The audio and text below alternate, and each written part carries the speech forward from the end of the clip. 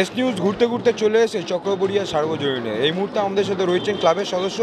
এই বছর নতুন কী চিন্তাভাবনা নিয়ে এসছেন, কী আধুনিক চিন্তাভাবনা, এই বিষয়ে আরও বিস্তারিত জানবো। এস নিউজের পর্দায় স্বাগত। কী থিম এবং এই বিষয়ে দর্শককে কী মেসেজ দিতে চাইছো এই থিমের মাধ্যমে? আমাদের এবারে থিম ঠিক না, এটা একটা সামাজিক বার্তা যেটা প্রতিটা মানুষের কাছে পৌঁছে দেওয়ার প্রচেষ্টা করছি। এটা নতুনত্ব, আপনি যেটা বললেন সেটা নতুনত্ব না, কোথাও আমাদের একটা এই যে প্রথা বলে আমাদের থিমটার নাম বলা হয়েছে। এই জিনিসটা কোথাও যদি আমি বলি, রামায়ণকালে যখন সীতাকে পাতালে যেতে হয়েছিলেন কিসের জন্য? নিজের পরিবারের আত্মসম্মান রক্ষা করা বা সতীত্ব প্রমাণের জন্যে। তারপরে যদি আমরা আসি সতীদাহ প্রথা, সেখানেও স্বামীরা যখন মারা যাচ্ছেন ওনাদের স্ত্রীদেরকেও ওনাদের সাথে আত্মত্যাগ করে দেওয়া হচ্ছে বা আগুনে পুড়িয়ে দেওয়া হচ্ছে।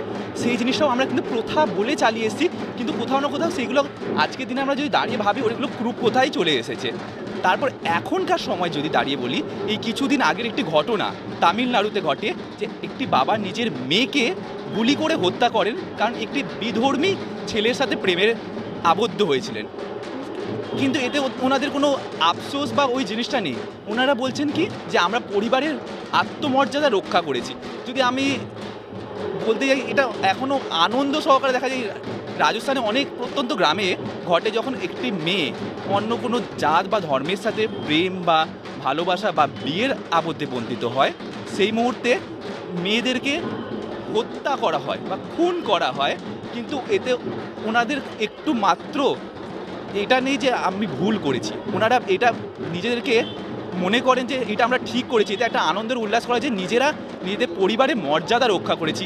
যেদিকে আমরা দাঁড়িয়ে দেবী রূপে মাকে পূজিত করছি, অন্তত আমরা এই জিনিসটা মানি, পশ্চিমবাংলায় বা আমাদের ভারতবর্ষে প্রতিটি মায়ের মধ্যে দুর্গা বসবাস করেন। সেই জায়গায় আমরা রক্তে মাংসের যিনি দেবী, তাদের উপরে কোথাও না কোথাও প্রথা বা পরিবারের মর্যাদা রক্ষার নামে আমরা এই অত্যাচারগুলো করে আসছি, যেটা আমরা প্রথা বলে চালিয়ে আসছি। আগে এমন অনেকই প্রথা ছিল যেইগুলো এখন বন্ধ হয়ে গেছে, কিন্তু এখনও দেশের বহু জায়গায় এই বিভিন্ন প্রথা চলে আসছে এবং এটাকেই সামাজিক বার্তা হিসেবে তুলে ধরছে এবছর চক্রবেড়িয়া সার্বজনীন ক্লাব। ক্যামেরায় রানার সাথে দেবপম, দেখতে থাকুন এস নিউজ।